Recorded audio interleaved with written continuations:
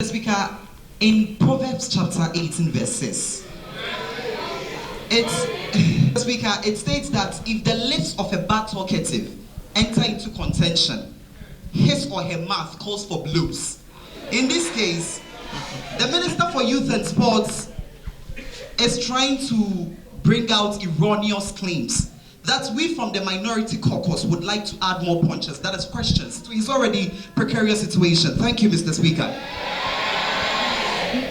Omande share me mamunyina akwa abadba Kantono TV so sene Kantono TV ya shambo sabe na benya nsem bi edika ne ditie no Kantono TV mama onsunsi emo ibebawura nsem ne ababetum enum sa pepe na be na binyina yeye no na dwumadie bi akoso wan krampuni mantem ha eye Commonwealth Day Celebration 2024 we ye sonko kwa de ntiama ne sonko se mmaburu amosuabo ahodo a ewo manga na mu no mokom hubom a yedi obedi sa dwuma no mudi omudwuma sene mmrahye bedwafo edi omudwuma ewo mmrahye bedwafie no sa pepe no ebi beye majority leader in parliament ebi nso minority leader na ebi nso beye speaker echese eya nika yi pa na mbra dwumodi na nyina kwa wie no sentrefo ene omombe dwumoni bi edi nsawoso na omoko omonsem edify.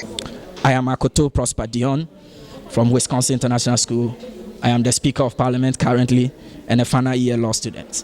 When you look at the representation in Parliament, as the Constitution of Ghana rightly posted, that from 21 years you can contest and become a member of Parliament. I ask myself, when you look at their biographies, which member of Parliament is 20 within that age bracket, 21 to 25 years or 28? How many people are there? So it tells you that the young minds, the young exuberancy that will have to be there to encourage and attract the younger ones coming in, we are not getting them there. So it looks like you have to grow to a certain level before you can go in there. And the challenge, when you look at it, it isn't that the youth are not interested. We are interested. But looking at our political situation now, it's been monetized. So the monetization of our politics today makes it impossible for some of us to even contest, because nomination forms alone you can't afford. The amount of money you need to spend to campaign, even for primaries alone, we can't afford. Let alone the main election as against the opposition or the incumbents on the other side, we cannot. So it cripples the youth from taking part, from contesting, unless you have a sponsor somewhere. And when you get that sponsor, it means you have to, be in bed with that person. You have to work for that person. You cannot have your own mind when you get in there. And that is our problem as the youth. It looks more like today, if you have the money, if you have the wherewithal, you can maneuver your way. It is likely for you to become a parliamentarian if you contest, as against the one who have the zeal, the interest of the nation and the constituency at heart, who doesn't have the resources. That person may never get opportunity to enter the parliament house. And so we'll have the fine brains rather being at home, or the underdogs, and those with the money without the interest, without having the people and the nation at heart, rather being in parliament. And so you will not see the effectiveness of our parliament, and therefore the constituents are not able to benefit from their parliamentarians. And this is a fact. I think for us to be able to work on the monetization of our elections, there ought to be a policy document, a strict policy document.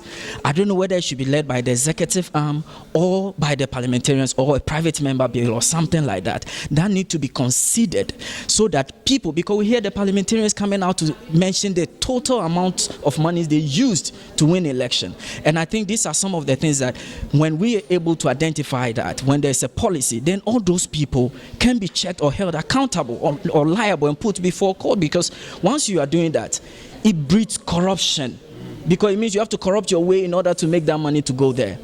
If an MP has to spend about 1 million Ghana cedis before he gets to parliament, how much is his salary at the end of the month? For the whole 8 years, his salary will not be able to amount to that $1 million. So how is he going to make his money back to contest the next election? He would definitely corrupt his own way. Just as one of the oldest MPs recently said that he sees himself to be corrupt, because if he's not corrupt, he couldn't have won elections to become parliamentarian.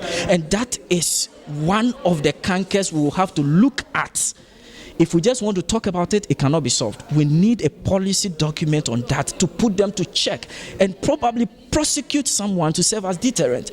In that case, it will attract the youngsters to go into. In my second year currently at the University of Media Arts and Communication, that is the Institute of Journalism, old GIJ.